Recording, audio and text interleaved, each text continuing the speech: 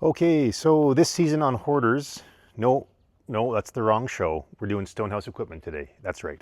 So lunch hour, I'm gonna try, I've got 45 minutes. I'm gonna try and get all these concrete stamps out on the grass one at a time. We're gonna set them together as sets, and then what I'm gonna do is I'm gonna try and take those pictures, post them up in Marketplace later on, Facebook Marketplace, Kijiji, try and get them rented out to get some money coming in. So again, I bought these from a guy who's retiring. I do want to get into concrete as an aspect of my business. Don't have any experience, so intention is to learn how to use these. But until then, I've spent the money on them, so want to get some money coming in from that purchase. So 45 minutes, I don't know if I can do it or not, but we're going to try and get them all out there, take pictures of them as sets, and then get them back in the garage and get back to my day job before lunch is over. So here we go. Whee!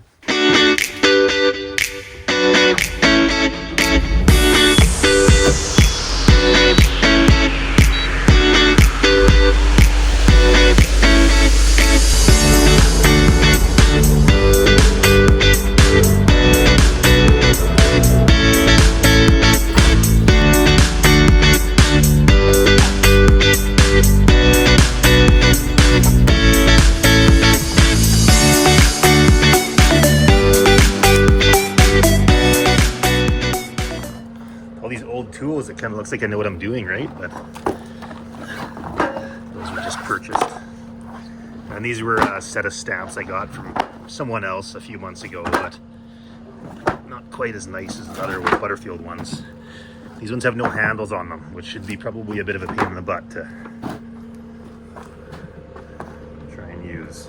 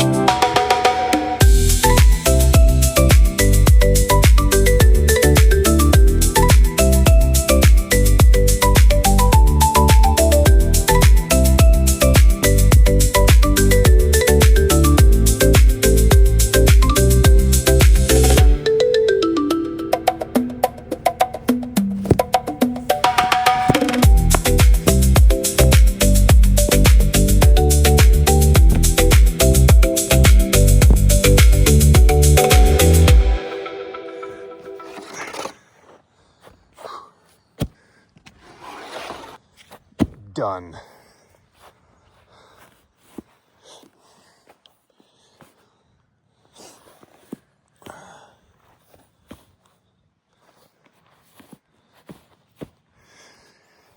So we have the curb forms, like 2.5, 3 inches, 6-inch curb forms. This is border stamp. I think this is called Ashlar Slate. We have, what is this, the barn board stamps. This one was travertine, I think. Is that what that one was? Yep, it's coarse travertine. This one here, what is this one? Nobody knows. It is Proline Italian Slate, a compass, because why not? These ones I don't think had a stamp on the back. It's almost like a patio stone anyways. And then these ones were, what was this one? Nothing. Don't know what this was. Nope, no idea. Then we have interlocking stone, and then just a different style of interlocking stone. And we have all of our floppy mats over here as well. I think for, this looks like it's for almost the wood, I think. It's for the wood, I believe. Looks like a grain. And then, yeah, whatever these were, that's fine. It's the slate, and there we go. And we're done. We got these all laid out in the backyard. So it took an hour, always takes longer than you think. But this is actually the first time I've had these all laid out before. It looks pretty cool. We've got a lot of stamps here. I think it was actually a really good purchase. So like I said, some of these run like $400 to $500 per stamp in Canada. And by the time you pay exchange, and if you've got 9, 10, 11, 12 pieces per set, and if you need one of these sets of stamps for maybe a one-off project, it doesn't make a lot of sense to spend $4,000 or $5,000 on a set. So I think having the option to rent them, which I haven't seen in my area before, is maybe a good idea. So anyways, we'll do that later on. I don't have time to do that right now, but we'll get back to work. And then later on, I'll just leave these out in the grass for the afternoon. Once we're done work today, I'll bring a tape measure back out, and we'll get an idea of how big some of these pieces are for my pictures for Facebook Marketplace. And then we'll list them up for rent. And again, I don't think I've ever seen anybody rent concrete stamps in our area, probably because they're so expensive to buy. So I think I'm gonna probably rent these out for, I think I've seen them for like $60 a piece, like a per stamp. So if I have a set of 10 or something, I might rent it out for $600 a day for the stamps, and see what kind of rental income I can generate. Seems like an adequate idea. So there we go. Right on. We will see you later on.